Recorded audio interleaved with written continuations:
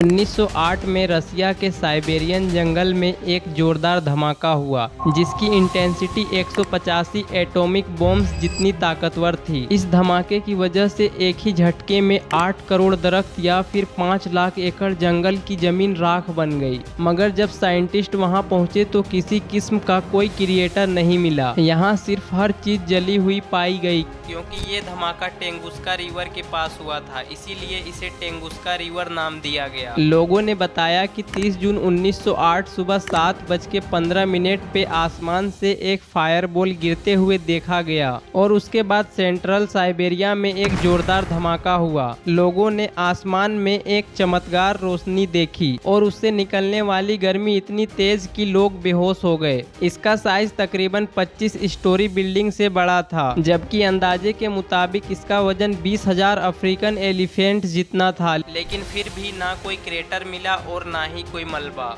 रसिया ने पहली scientific team site पे 1927 में भेजी, यानी वाकये के 19 सालों के बाद। रिमोट एरिया और मुश्किल रास्तों की वजह से उन्हें वहां पहुंचने में कई साल लग गए। वहां पहुंचकर जो उन्होंने देखा वो काफी हैरानक था। पेड़ सर्कल में फ्लैट हो चुके थे, जैसे कि किसी ने ऊपर से धमाका किया हो, मगर सेंटर में पेड़ सीधे खड़े थे बिना ब्रांचेस के। सालों से लोग थ्योरीज दे रहे हैं। सबसे ज्यादा माने जाने वाली थ्योरी यह है कि एक एस्ट्रोनॉट था जो हवा में ही फट गया। दूसरी थ्योरी यह है कि ये एक आइस कॉमेट था जो पूरी तरह से वेपराइज हो गया। कुछ लोग कहते हैं कि यह रशियन एटॉमिक एक्सपेरिमेंट भी हो सकता है। ये जो कुछ भी था उसने जमीन को हिट नहीं किया, बल्कि वो आसमान में ही फट गया। साइंटिस्ट इस फिनोमेनन को एयरबस्ट करते हैं, यानी यह जमीन तक पहुंचा ही नहीं और उसने पहले ही हीट और प्रेशर की वजह से फट गया, इसीलिए कोई घड़ा या क्रेटर नहीं बन सका। इस जगह पे अब पेड़ तो ग्रो कर रहे हैं, लेकिन कुछ जगहों पर दरख्त सीधे नहीं बल्कि टेढ़े मेढ़े। इनका पैटर्न बाकी दरख्तों के मुकाबले में काफी अलग नजर आता है।